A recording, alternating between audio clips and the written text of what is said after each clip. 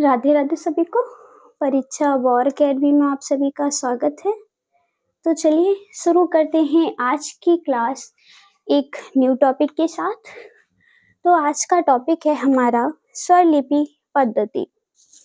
तो ये क्या होती है हमारे संगीत में, आइए समझते हैं। जानेंगे कि हम इस पद्धति का जो विकास या प्रचार जो हुआ है वो किसने किया है और किन किन विद्वानों ने किया है, हम समझेंगे। आप सोच रहे होंगे स्वर लिपि पद्धति से कैसा टॉपिक बन सकता है या फिर कैसा क्वेश्चन पुटअप होगा। तो जैसे कि हमारे जो बेसिक सब क्वेश्चन आ जाते हैं ऐसे कि मंद्र सप्तक के स्वर क्या होते हैं, ये टीजीटी पीजीटी में पूछे जाते हैं। और मध्य सप्तक के स्वर क्या होते हैं, या फिर जो हमारा स्वर सौंदर्य चिन्ह होते हैं वो क्या होते हैं, मीड़ का चिन्ह, कड़ का चिन्ह, या फिर ताली खाली, या फिर जो हमारी हिंदुस्तानी भातखंडे पद्धति में है उसे पलुस्कर पद्धति में किस प्रकार से प्रदर्शित करते हैं, ये सब इसमें आता है। तो चलिए शुरू करते हैं। तो सबसे पहले लिखेंगे कि स्वर लिपि होती क्या है। तो जिन चिन्हों के द्वारा हम संगीत को लिखें, पढ़ें, समझें उसे हम क्या कहते हैं, तो उसे हम स्वर लिपि पद्धति कहते हैं। तो परिभाषा लिखेंगे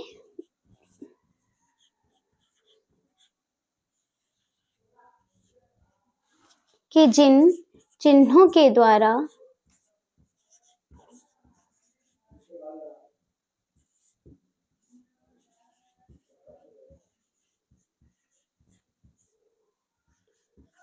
हम संगीत को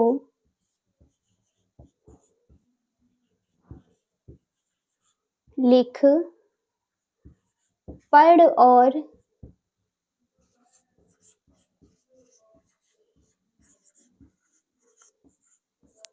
बहुत कुछ क्या तो समझ भी सकते हैं,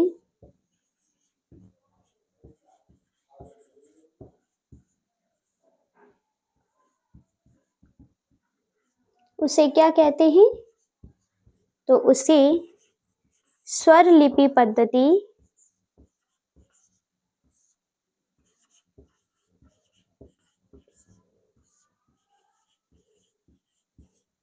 कहते हैं।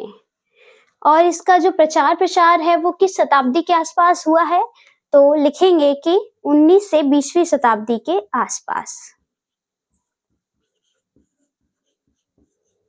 ऐसे करके लिख लीजिएगा, प्रचार प्रसार 19 से 20वीं शताब्दी के आसपास।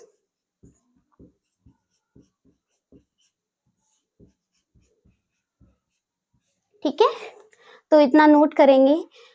तो जो हमारी हिंदुस्तानी भारतीय संगीत में जो पद्धतियां हैं वो 2 स्वर लिपि पद्धति हैं और जो हमारे प्रचार में आई हैं।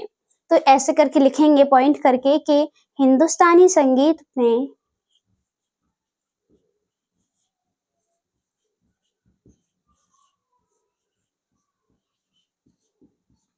2 स्वर लिपि पद्धति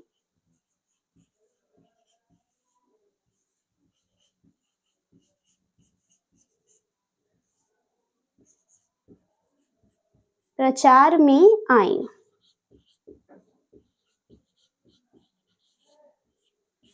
प्रचार में आई तो कौन कौन सी हैं, तो नंबर 1 भातखंडे स्वर लिपि पद्धति,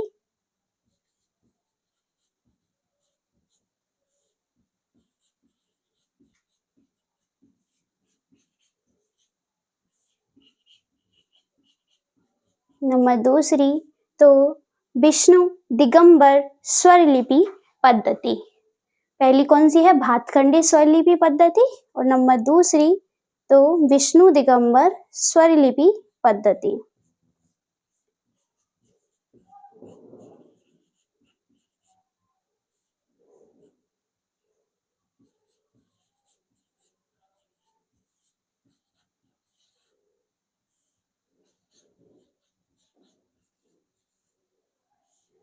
तो हमारी स्वर लिपि पद्धतियों की संख्या कितनी है, तो भातखंडे स्वर लिपि पद्धति और विष्णु दिगंबर स्वर लिपि पद्धति, इतना नोट करेंगे।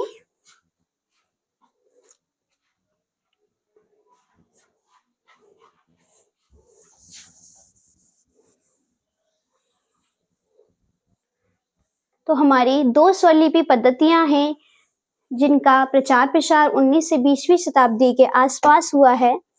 तो जो हमारी 2 हैं उनमें से भातखंडे स्वरलिपि पद्धति का निर्माण जो है वो भातखंडे जी ने किया है। तो यहाँ पे लिखेंगे कि भातखंडे स्वरलिपि पद्धति का निर्माण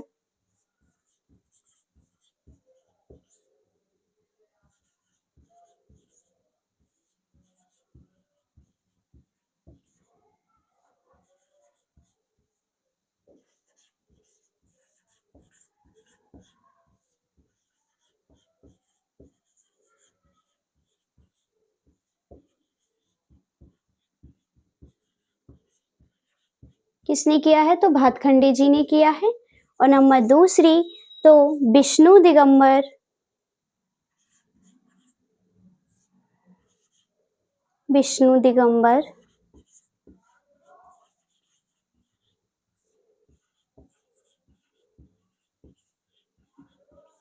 स्वरलिपि पद्धति का निर्माण किसने किया है? तो ये पलुस्कर जी ने किया है।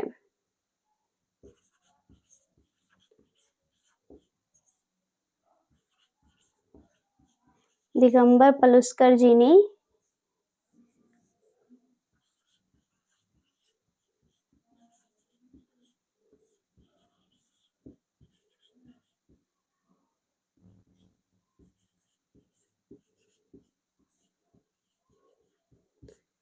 और दोनों पद्धतियों का जो उल्लेख है वो आइए अब हम समझते हैं।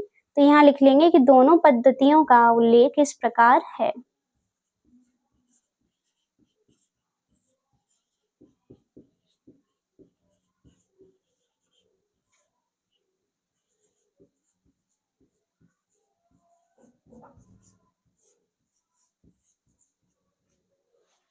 तो सबसे पहले हम दोनों को ही समझेंगे, एक ही उस पे पॉइंट पॉइंट करके लिखेंगे।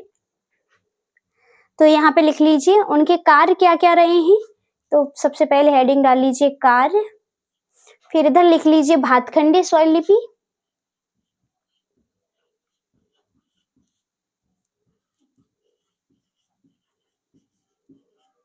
और इधर लिख लीजिए तो पलुस्कर स्वरलिपि।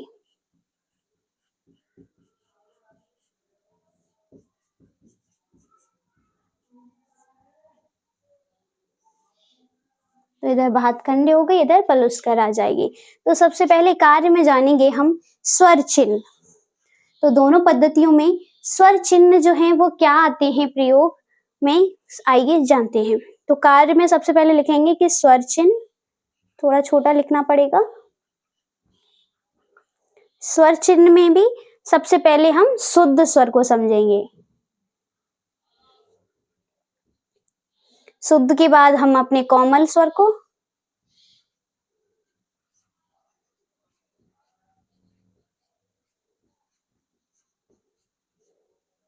और नंबर थर्ड तो तीव्र स्वर।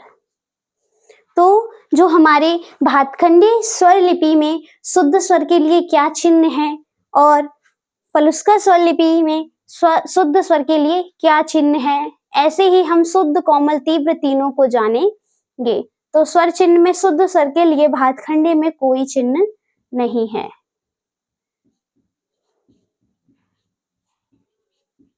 यानी कि जैसे स्वर होते हैं वैसे ही रखे रहते हैं। और कोमल में क्या होता है? तो स्वर के नीचे पड़ी लकीर,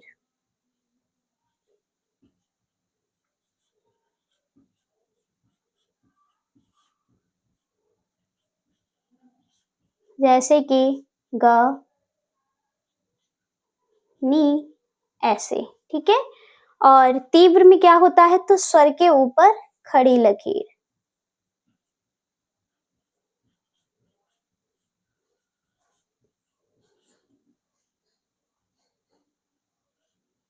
जैसे कि हमारा मध्यम के ऊपर तीव्र। आई होप आपको दिखाई दे रहा होगा और समझ में भी आ रहा होगा कि मैंने क्या लिखा है। स्वर के ऊपर खड़ी लकीर और स्वर के नीचे पड़ी लकीर। तो पलुस्कर में इनमें क्या करेंगे, तो इसमें भी कोई चिन्ह नहीं होता, तो लिखेंगे कि चिन्ह नहीं।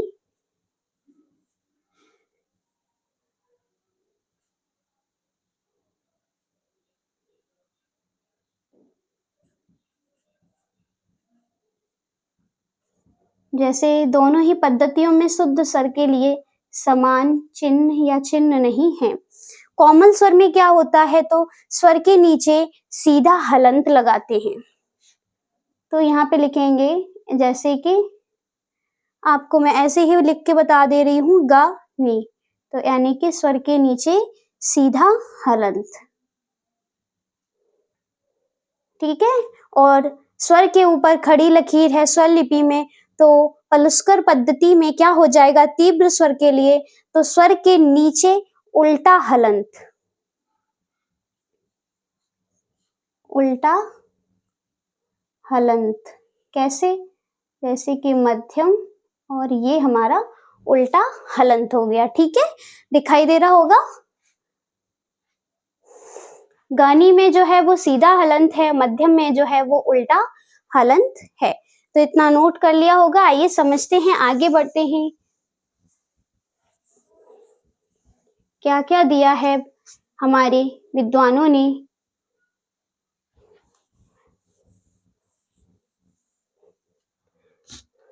तो अब जानेंगे कार्य, हमने स्वर चिन्ह पढ़े, अब हम समझेंगे सप्तक।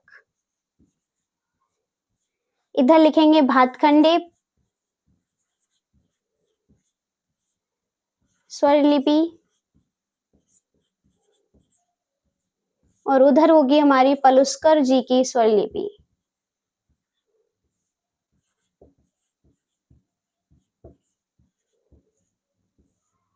ठीक है। तो इसमें सप्तक में 3 सप्तक होते हैं, मैंने आपको पढ़ाया है। तो मंद्र, मध्य और तार सप्तक, या सबसे पहले लिख लीजिए मध्य सप्तक, मध्य सप्तक, मंद्र सप्तक और तार सप्तक। ठीक है। तो इनके लिए क्या है, तीनों दोनों स्वर लिपि में तो मध्य सप्तक में कोई चिन्ह नहीं होता, कोई चिन्ह नहीं, यानी कि सा रे ग ऐसे के ऐसे ही स्वर रहेंगे। मंद्र में क्या होता है, तो स्वर के नीचे बिंदी,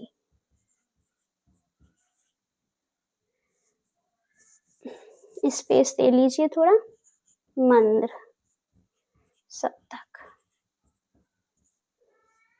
लिखेंगे स्वर के नीचे बिंदी।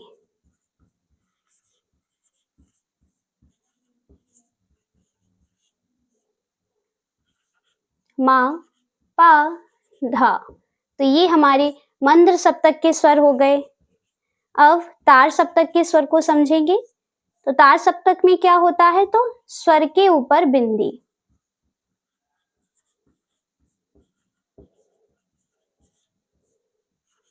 जैसे कि सा रे गा, तो ये हमारे तार सप्तक के स्वर हैं। अब जानेंगे कि पलुस्कर पद्धति में स्वर लिपिक में क्या बताया गया है। तो इसमें भी मध्य सप्तक में कोई चिन्ह नहीं होता,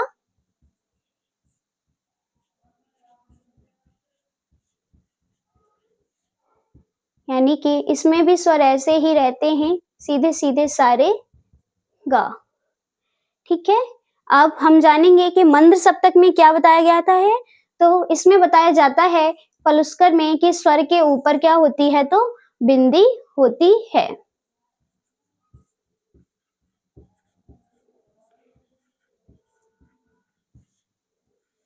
स्वर के ऊपर बिंदी, यानी कि मा, पा और धा। ठीक है। और पलुस्कर पद्धति में तार सप्तक के लिए क्या बताया गया है, तो स्वर के ऊपर खड़ी लकीर, तो लिखेंगे कि स्वर के ऊपर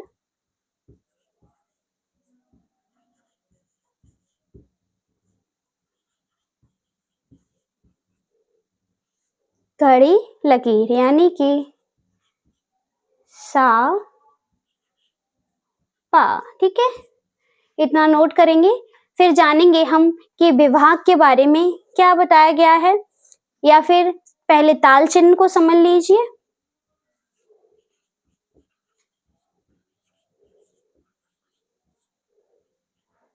तो ताल चिन्ह में क्या बताया है दोनों विद्वानों ने, तो सबसे पहले लिखेंगे कि सम चिन्ह, फिर खाली, और फिर तो संख्या लिख लीजिए,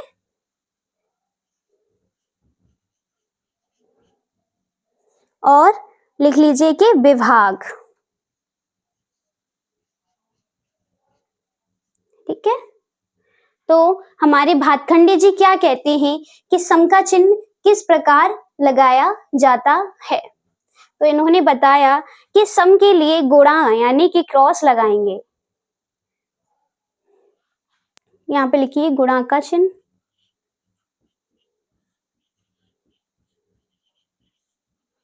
कैसे, तो ऐसे। ठीक है, और खाली के लिए इन्होंने शून्य से प्रदर्शित किया है, खाली को ऐसे। ठीक है, और संख्या तो इन्होंने बताई कि हम संख्या को ऐसे ही डिनोट करेंगे 2 3 4 करके, और विभागों को इन्होंने निश्चित विभाग बताए हैं ताल के। तो लिखेंगे कि ताल के निश्चित विभाग, यानी कि सभी तालों के जो है अपने अपने निश्चित विभाग होते हैं।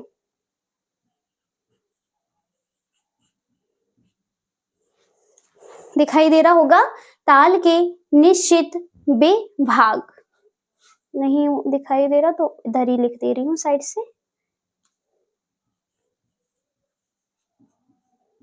ठीक है, निश्चित विभाग। अब आते हैं हम अपनी पलुस्कर पद्धति में। तो इन्होंने क्या बताया है कि सम चिन्ह को इन्होंने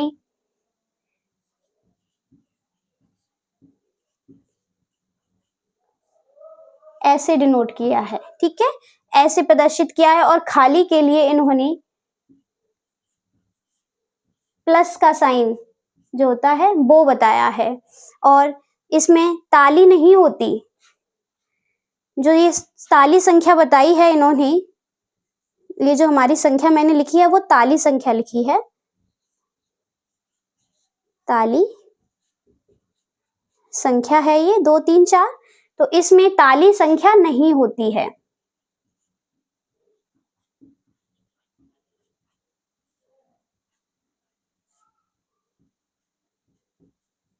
ताली संख्या नहीं होती, इसमें क्या होता है, तो इसमें मात्रा संख्या होती है।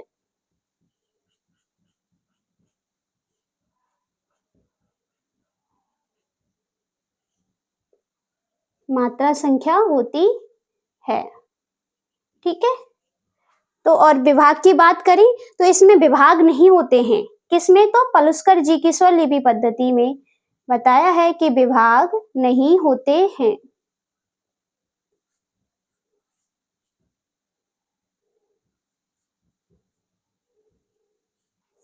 ठीक है, इतना नोट करेंगे।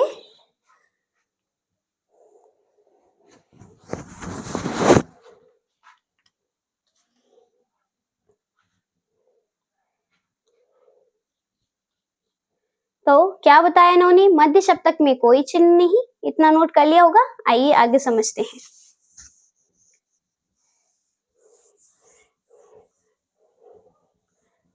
अब इनके स्वर सौंदर्य चिन्ह जो होते हैं उनको भी थोड़ा समझ लेंगे कि इन्होंने स्वर सौंदर्य के जो चिन्ह हैं वो क्या बताए हैं। तो लिखेंगे स्वर सौंदर्य चिन्ह। तो क्या है स्वर सौंदर्य चिन्ह, तो सबसे पहले लिखेंगे हम मीड़, और सेकंड पे लिख लीजिए कड़। तो मीड़ को इन्होंने किस प्रकार बताया है भातखंडे जी ने, तो स्वर के ऊपर आधा चांद।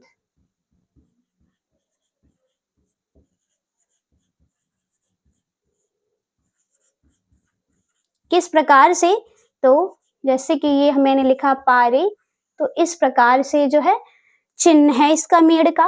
और कड़ के लिए भातखंडे जी ने क्या बताया, तो स्वर के ऊपर छोटा स्वर।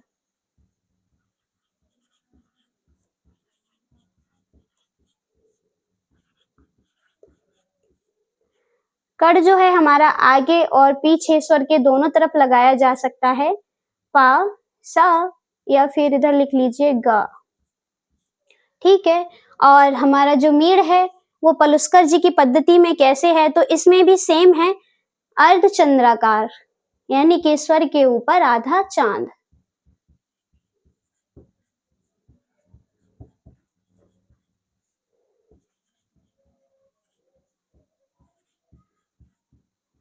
दोनों में सेम ही है। और इसमें कड़ में भी स्वर के ऊपर छोटा स्वर। तो ये हमारा पॉइंट जो है वो दोनों पद्धतियों में समान दिखाई देता है हमें। ठीक है, यानी कि पा के ऊपर छोटा सा सा लिख देंगे। अब जानेंगे हमारे जो ताल चिन्ह होते हैं वो क्या होते हैं। ताल मात्रा चिन्ह।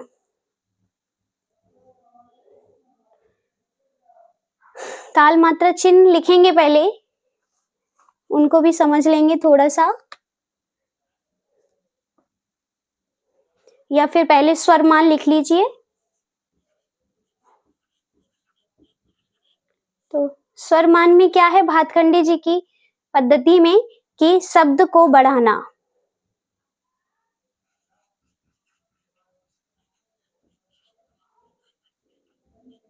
भातखंडे जी ने किस प्रकार बताया है, तो इन्होंने कहा कि अवग्रह द्वारा।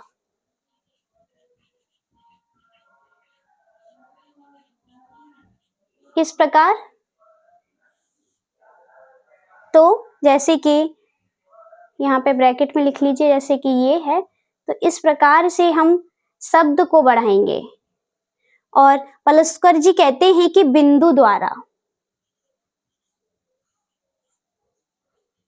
इन्होंने शब्द के लिए कैसे बताया, तो बिंदु द्वारा, जैसे कि ऐसे ऐसे ऐसे बिंदु रख के माँ। और दूसरा लिखेंगे कि स्वर को बढ़ाना।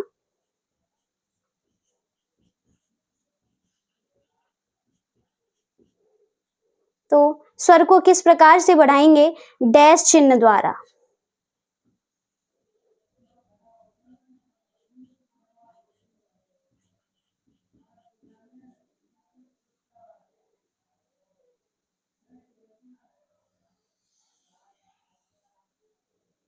तो किस प्रकार, डैश चिन्ह द्वारा, यानी कि जैसे कि ऐसे। ठीक है। और इधर इन्होंने बताया पलुस्कर जी ने कि हम स्वर को अवग्रह द्वारा बढ़ाएंगे।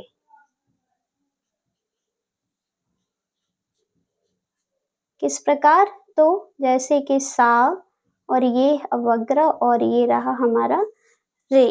तो इन्होंने शब्द को बढ़ाना कैसे बताया, तो पॉइंट द्वारा बताया पलुस्कर जी ने, और अवग्रह द्वारा भातखंडे जी ने।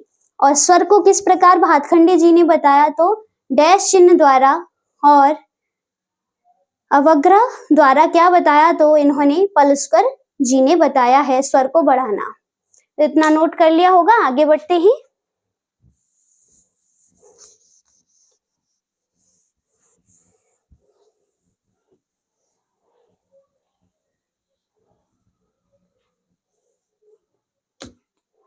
आगे लिखेंगे कि यहाँ पे लिखेंगे ताल मात्रा चिन्ह।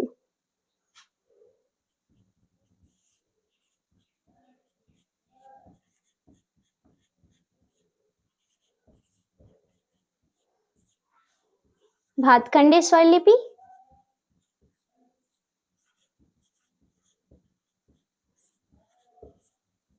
और इधर आ जाएगी हमारी पलुस्कर स्वर लिपि।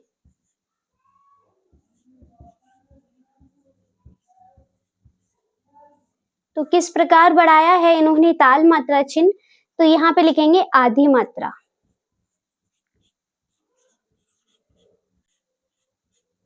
आधी मात्रा, तो आधी मात्रा के लिए उन्होंने क्या बताया कि स्वर के नीचे आधा चांद।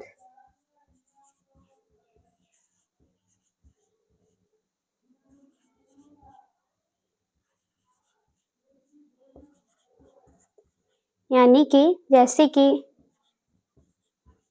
ऐसे, ठीक है। ये हमारा भातखंडे जी ने बताया आधी मात्रा के लिए, और पलुस्कर जी ने बताया कि स्वर के नीचे छोटा गोला।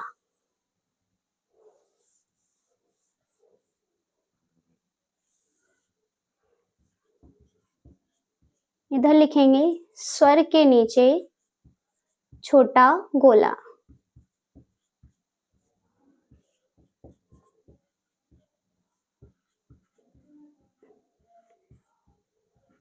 तो पलुस्कर जी ने क्या बताया, स्वर के नीचे छोटा गोला। एक मात्रा के लिए भातखंडे जी ने क्या बताया,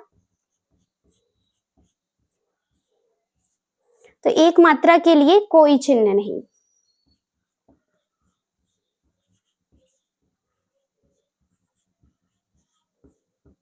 यानी कि जैसे सीधे सीधे स्वर। और इन्होंने क्या बताया पलुस्कर जी ने, तो स्वर के नीचे पड़ी लकीर। एक मात्रा में पलुस्कर जी कहते हैं कि स्वर के नीचे पड़ी लकीर।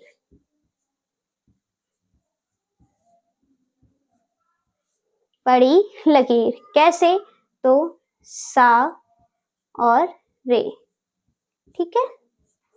फिर हमारी आ जाती है दो मात्रा। तो दो मात्रा में क्या है, तो जैसे कि हम सा के आगे एक डैश लगाएंगे और रे के आगे भी डैश लगाएंगे। और इन्होंने कहा पलुस्कर जी ने कि स्वर के नीचे पाई का चिन्ह।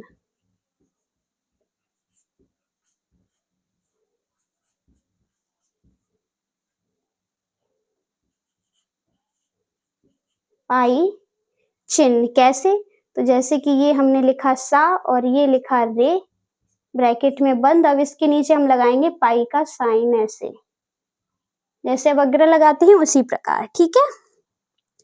अब इन्होंने बताया कि 1/3 के लिए कैसी मात्राएं होती हैं, तो इन्होंने बताया कि 1/3 के लिए हम 3 स्वरों को बांध देंगे चांद में। 3 स्वरों को चांद में बांधना या रखना, रखना लिख लीजिए, रखना लिखना है, ठीक है। जैसे कि सा रे ग, ऐसे, ठीक है। और इन्होंने बताया कि स्वर के नीचे 1/3 लिख देंगे हम। इसमें स्वर के नीचे हम स्वर को बांधेंगे नहीं, सीधा 1/3 लिख ही देंगे। तो पलुस्कर जी ने 1/3 लिखा है स्वर के नीचे। जैसे सा, तो इसके नीचे इन्होंने लिखा 1/3, ठीक है। ऐसे ही 1/4 के लिए हो जाएगा और 1/6 के लिए भी सेम यही पैटर्न रहेगा। तो इतना नोट कर लो। अगर आप लिखना चाहें तो लिख सकते हैं 1/6 मात्रा, तो 6 स्वरों को रखना।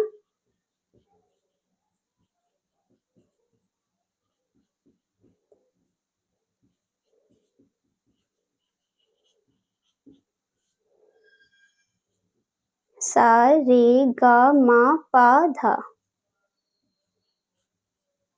ये हो गए हमारे 6 स्वर। इनको ऐसे रख देंगे और इधर क्या लिख देंगे, स्वर के नीचे यही सीधा सीधा लिख देंगे। तो अब मध्यम ले लीजिए या वही स्वर लिख लीजिए आप लोग, 1/6, ये इसका हो जाएगा, ठीक है। तो जैसा कि आज हमने अपनी स्वर लिपि पद्धति को समझा कि क्या होती है हमारी स्वर लिपि पद्धति, कैसे प्रदर्शित करते हैं हम अपने शुद्ध स्वर को, कोमल स्वर को और तीव्र स्वर को। दोनों पद्धतियों में मैंने आपको तुलनात्मक अध्ययन बताया है। सप्तक में, मंद्र, मध्य तार में भातखंडे जी ने क्या बताया है और पलुस्कर जी ने क्या बताया है, ये भी समझा है हमने। विभाग इसमें भातखंडे के में विभाग होते हैं और दिगंबर जी की पलुस्कर पद्धति में विभाग नहीं होते हैं। स्वर सौंदर्य चिन्ह को पढ़ा, मीड़ कड़ के लिए कैसा साइन होता है, मीड़ के लिए ऊपर अर्धचंद्राकार लगाते हैं स्वर के, और कड़ स्वर के आगे पीछे छोटा सा ऊपर स्वर लिखते हैं। ताल चिन्ह मैंने आपको बताया कि सम के लिए गुणा का निशान है, भातखंडे जी ने बताया, और पलुस्कर जी ने सम के लिए हम जो वन टाइप का बनाते हैं वो है। खाली के लिए भातखंडे जी ने शून्य और पलुस्कर जी ने प्लस का चिन्ह बताया है। ऐसे ही भातखंडे जी ने ताली संख्या 2, 3, 4 बताई है, तो हमारे पलुस्कर जी ने ताली संख्या नहीं बताई, मात्रा संख्या बताई हैं, जिन्हें हम 1, 5, 13 ऐसे लिखते हैं। ठीक है, तो चलिए आज की क्लास हमारी यहीं समाप्त होती है। मिलते हैं हम अपनी नेक्स्ट क्लास में एक न्यू टॉपिक के साथ। तब तक के लिए राधे राधे सभी को।